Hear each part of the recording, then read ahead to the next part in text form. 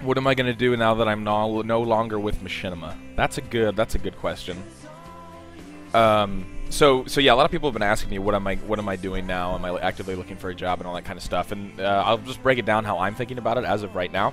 So I have a little bit of money, I don't want to say a cushion because it's not a cushion. It's just basically I can make ends meet. I have enough money to pay rent. I'm supplementing the little bit that I make from YouTube and Twitch, and I'm saving that. And some of you guys have donated generously to my PayPal, so that's money that I just keep in reserve should things go direly wrong. But it also helps to pay bills. So basically, what I'm doing now. So obviously, yeah, if you didn't know, I got laid off at Machinima about 2 weeks ago. I guess 2 weeks now. I'm not sure. It's all starting to blend together. And yeah, so I mean, and to be honest, a lot of people were asking, like, you know, are you bitter? What's Machinima doing? All this kind of stuff. And I would just say, let me stop the music and get real talk here real quick. So, as far as the Machinima stuff goes, I had a great almost 2 years there. I really enjoyed my time at Machinima. I know Machinima is not always the most popular company, especially in the gaming sphere and in the public eye. And Machinima, left to its own devices, has made a lot of mistakes trying to correct their direction. So, and I don't agree with everything. Just like Sark would say, I don't agree with everything Machinima did, and I don't agree with everything that they do.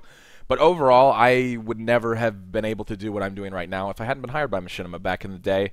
Fwiz took a chance on me and hired me to go work on the live team about 2 year ago, and I uprooted from a very good job in Pennsylvania, took the trip across the country in that next month, and moved to LA, not really knowing anyone except a few YouTubers, and it was great. Like, when I first got to Machinima, it was like a dream come true. I couldn't believe that I was actually working there because obviously I was a director and I was a partner with them before that happened. And yeah, I just had a great experience overall at the company. Sure, there were ups and there were downs, and I mean, ideally, when I moved out there, I really wanted to get into the production side, and then it was like Christmas when Sark ended up eventually coming to me and having seen me. I guess I ended up doing an episode of Inbox one day when Hutch was out before Hutch quit, and Sark and I had good chemistry, and he kind of said, "Would you ever be interested in being a producer for us?" And that's how I kind of got into the Respawn job. And as far as the Respawn job went, once again, like a dream come true as far as the job. Like, play games and shoot videos, whatever the fuck you want to shoot for fun. Like, it's one of those things where it's like when you're actually in it, it's hard to appreciate how good it is. Like, initially it is, but then you're like, when you step out of it, you're like, wow, what a great job. So I can't complain about any of that. Obviously, going in after Hutch and Nanners was a little bit of a task, but it definitely taught me thick skin and how to be immune to internet hate. You're never totally immune to it, but you become very good at dealing with it. So that was a great experience. Obviously, I became really good friends with Sark. I consider him one of my best friends now. That would have never happened if I hadn't moved out to Machinima.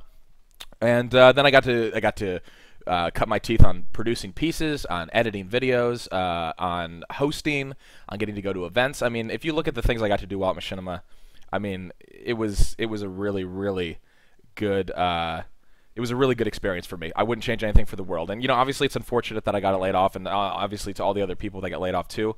But a company are in the business of making money, right? And Machinima is no different. And the whole video space has been changing a ton on YouTube and live and all the way around. And I mean, essentially, it comes down to is Respawn wasn't making them the money that they wanted it to make. If any money, really. We were kind of one of those projects. Like, Respawn went from being a channel that generated a good amount of revenue just because of the views on YouTube to being a channel that had a really diehard fan base, but there really wasn't enough traction there. And we tried a lot of different things. We went to we did Team Respawn, which was one of the most fun channels I ever had the opportunity to work on.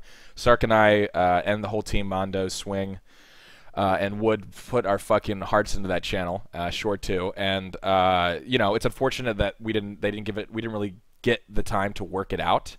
But I'm so proud of every single video on that channel, and it was really fun. I still get nostalgic, and I'll go back and just watch some of those videos because I forget what we did. And that first Western video is so fun. Sark directed that thing and thought it up, and it was so fun. So I had a really good run at Machinima, and I'm not bitter in any way. I totally understand the business side. I mean, a lot of people I know want to hate on Machinima and stuff like that, and you know, people can form their own opinions. You know, I mean, I'm speaking honestly. I do think Machinima has a bit of an issue when it comes to what's up, Cat. When it comes to just kind of brand identity, I think Machinima does a lot of good things, and they've done like they're as far as being the first in that kind of gaming video space. I mean, there's really no one like it. Machinima really was a game changer of a company, but I do think they definitely need to try to narrow down what their focus is going to be, and that's really what these layoffs were about. Is I mean, I'm thinking, I don't know for sure, this isn't me talking to anyone at the company, but I think what they're trying to do is they're trying to start becoming more of a production house and distributor of bigger content like Mortal Kombat and stuff like that. And the legacy stuff, the gaming stuff that really started the channel, is not the focus anymore. And I mean, that really is what it is at the end of the day. And yeah, so like I said, I would encourage everyone to I don't want anyone to hate on Machinima or anything like that. Like I said, I had a really good run, and I'm very grateful for all the time that I had there. And I made amazing friends and contacts. Like, my best friends all work at Machinima still. So what am I going to do in the interim, right? So what am I going to do in the interim? So a lot of people have been asking. I'm keeping my feelers out there for stuff. I have my resume, and I have my reel, and all that kind of stuff. So it's basically coming down to this. I have, like I said, I have enough money where it's not like I'm going to not be able to pay rent at least month to month, at least right now with this plan. So I'm really going to be pushing hard on the streaming side, on the YouTube side. I know I haven't put up a video yet. I'll probably end up ripping this and putting up this as an explanation for what's going to be going on the YouTube channel too. But I really want to be working more with KBMod, as Dan has just said in chat. I'm going to be working with them a lot more. We got the Extra Life charity coming up, which is going to be really exciting. I'm going to be at LAN because of all you great people who raise money to fly me, Nick, and Ches out there, November 1st through the 3rd. I mean, once you're kind of in this industry, it's very hard to get out of it, and that's a good thing, at least for me, because I want to stay in the industry. So I have a lot of contacts, and basically I'm going to supplement with like freelance work. Machinima has been good about, as far as the affiliate stuff, with sending me stuff like, hey, would you be willing to maybe talk about this product if we gave you some money? You know, so I'll do all that stuff as it comes and as I feel comfortable about it. But it's just I'm basically going to be kind of trying to push on the streaming and the YouTube side for a while, and like I said, supplementing the rest of my income with other things. And that's basically the plan. I'm not turning off any opportunities. I'm still meeting with people. I had a meeting with actually a venture capitalist who kind of does startups this last week. So we had a really good talk. So there's talks there, but yeah, as far as me personally, I'm gonna be pushing hard on this stuff, and you'll see, like I said, you'll see a lot more YouTube. You'll see me really restart YouTube again, and I have a lot of good ideas for that. If you don't even know about my YouTube anymore, I don't. I know some of you might not. Some of you may just follow me on Twitch. It's youtube.com/aplfisher. You can always check that out. Go back and watch old videos and see if it's anything you'd be interested in. So yeah, so that's basically what my plan is. I'm planning to indefinitely kind of just scrape together what I can to try to keep this kind of be my own boss kind of thing going. Because at the end of the day, everyone just wants to be their own boss, and if there's an opportunity to do that and be able to make the content that I still like to make and share with you people, then I'm into it. So that, in a nutshell, is what my plan is. And like I said, I'll probably rip this and I'll put it on YouTube just so that if people ask, I can just go, hey, check that out. So yeah, any other questions, any more clarification you guys want? I'm definitely an open book when it comes to Machinima and the whole thing. There's no, haven't signed any NDA or anything like that. Obviously, I'm not going to give any information that I think would be inappropriate. But that's about as transparent as I can be. Like, there are no bitter feelings, and you know, I'm happy. In a way, it's kind of interesting because Machinima was for a long time. Obviously, you guys know that Sark quit, and Sark quit for a couple different reasons, but basically it just came down to, I mean, he's kind of explained it before, but it was time for him to move on, and I was basically getting to that point. I mean, I enjoyed what we were doing with Respawn still, but there really didn't seem to be any focus in the company on what we were doing or any attempt to even promote what we were doing. So I have been thinking a long time about getting ready to move on.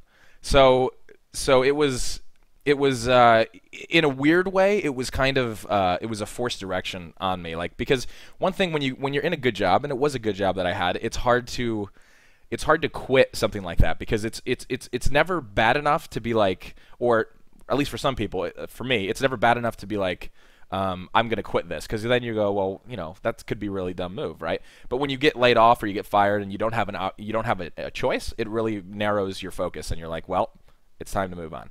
So that was basically kind of the thought process, at least for me, when I got laid off. Obviously, I was disappointed. I'm going to miss my friends there, but it's just another chapter, and it's time to move on. So yeah, I hope that makes some sense. Yeah, anyway, so yeah, if you guys have any more questions in chat about this, or we can talk about something else, let me know. Like I said, I'm going to start these streams off with like kind of a Q&A.